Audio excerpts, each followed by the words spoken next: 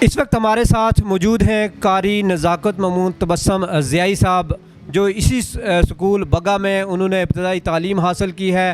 آج وہ مذہبی حوالے سے اپنی ایک طویل عرصے سے خدمات سر انجام دے رہے ہیں۔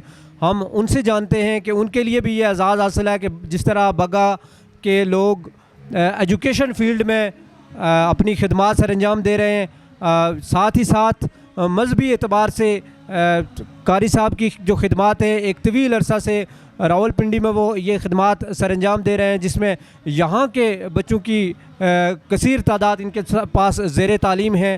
ہم ان سے جانتے ہیں اس سلسلے میں وہ کیا کہیں۔ بسم اللہ الرحمن الرحیم، الصلاۃ والسلام علیک یا سیدی یا رسول اللہ۔ اللہ تعالیٰ کا لاکھ لاکھ شکر ہے کہ جس رب کریم نے آج یہ دن ہمیں دیکھنا نصیب کیا۔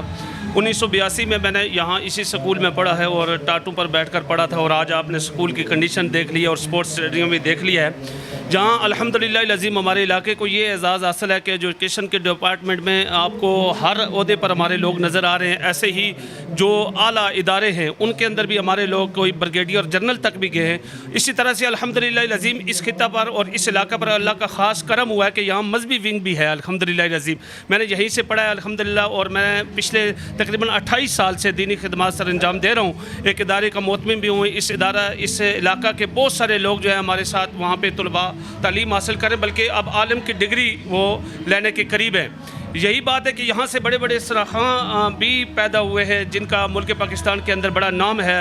ہمارا اپنا ایک عزیز ہے راجہ خیر الحسن، وہ اسی سکول سے پڑھا ہے، اور الحمدللہ عظیم آج ملک پاکستان میں ایک نامور سناخوانوں کے اندر نام شامل ہوتا ہے۔ تو میں اس تمام پر تحدیث نعمت کے طور پر اللہ کا شکر ادا کرتا ہوں، اور اپنے ان جو بزرگ ہمارے جو آج دنیا سے چلے گئے ہمارے درمیان وہ موجود نہیں ہیں، جنہوں نے اس اسکول کی بنیاد رکھی اور ہمیشہ سے علاقے کی تعمیر و ترقی کے لیے کردار ادا کیا اور مثالی کردار ادا کیا ہے، اور علاقے کے لوگ باہمی اشتراک کے ساتھ آگے چلے۔ آج بھی میری یہی گزارش ہوگی کہ وہی نظم و ضبط، وہی نسق، وہی اتفاق، وہی اتحاد جب علاقے کی تعمیر و ترقی کے لیے ہو، تمام پارٹیوں سے بالاتر ہو کر ہمیں یکسوئی کے ساتھ جو بھی آدمی علاقے کی تعمیر و ترقی کے لیے کردار ادا کرے اس کے شانہ بشانہ چلنا چاہیے، اس کو خراج تحسین پیش کرنا چاہیے۔